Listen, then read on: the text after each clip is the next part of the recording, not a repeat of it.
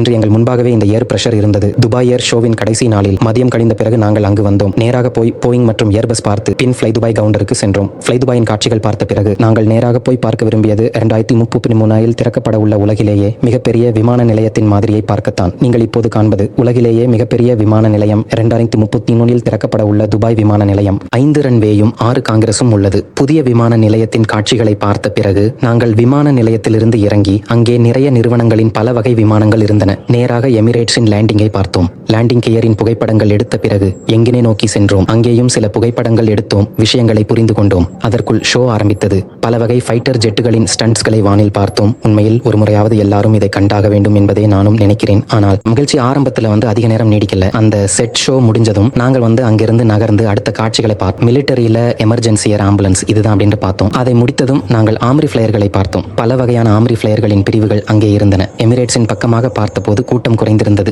எமிரேட்ஸின் சமீபத்திய ஏர்பஸ் 350க்குள் நாங்கள் சென்றோம். நீங்கள் பார்க்கும் இடம் ஏர்பஸ் A350 பிசினஸ் கிளாஸ் பகுதி. சொல்ல வேண்டியதில்லை, அது மிகவும் லக்ஸுரியாக இருந்தது. இது துபாய் ஏர் ஷோவின் கடைசி நாள் என்பதாலா தெரியவில்லை. இன்று ஒரே நாளில் 3-4 மணி நேரத்தில் 16,000-17,000 பேர் நண்பர்கள் துபாய் ஏர் ஷோவில் இருந்தனர். இது நீங்கள் பார்க்கும் ஹெலிகாப்டர் UAE ராணுவத்திற்கானது. பல பெல்ட்கள் சரியாக அமைத்து பயன்படுத்தியுள்ளனர். இருக்கை பகுதியில் மருத்துவமனையில் எமர்ஜென்சி பயன்பாட்டுக்கான பெல்ட்கள் உள்ளன. இது நீங்கள் பார்க்கும் விமானம் UAE ஏர்போர்ட்ஸின் உயர் பாதுகாப்பு விமானம். ஏர்போர்ட்ஸின் சொந்தமானதால் பிற நாட்டவர்களுக்கு அனுமதி இல்லை. அழைப்பிதழ் பெற்றவர்களும் உள்ளூர் குடிமக்களும் மட்டுமே அனுமதிக்கப்பட்டனர். அடுத்து பார்த்தது ராணுவத்தின் மிகப்பெரிய குளோப் மாஸ்டர் 3. இந்த விமானம் பெரும்பாலும் எமர்ஜென்சி சூழ்நிலைகளில் பயன்படுத்தப்படுகிறது. குளோப் 3 உள்ளே சென்றபோது அங்கு இருந்தவர்கள் அதன் அதிகாரிகள். நேரில் சென்று அவர்களிடம் பேசினோம். ஒவ்வொரு விஷயங்களையும் அவர்கள் விளக்கி கூறினார்கள். இதோ நீங்கள் பார்க்கும் இந்த இடம் அவசரகால கான்ஃபிஷன்ஸ் பகுதி. அதற்கு பின்னால் இருக்கைகள் காணலாம். இதுதான் VIP இருக்கை. மிகவும் அரிதாக 4 அல்லது 8 மட்டுமே இருக்கும். விமானத்தின் உள்ளே யாருக்காவது அவசர நிலை ஏற்பட்டால் இதோ நீங்கள் பார்க்கும் இந்த இடத்தில் தான் அவர்களை அனுமதிப்பார்கள். உட்கார வேண்டிய பெல்ட் வகை இருக்கையும் அதற்குள் உள்ளது. இதே நேரத்தில் இந்தியாவின் பிரபலமான போர் விமானமான தேஜஸ் விபத்துக்குள்ளானது.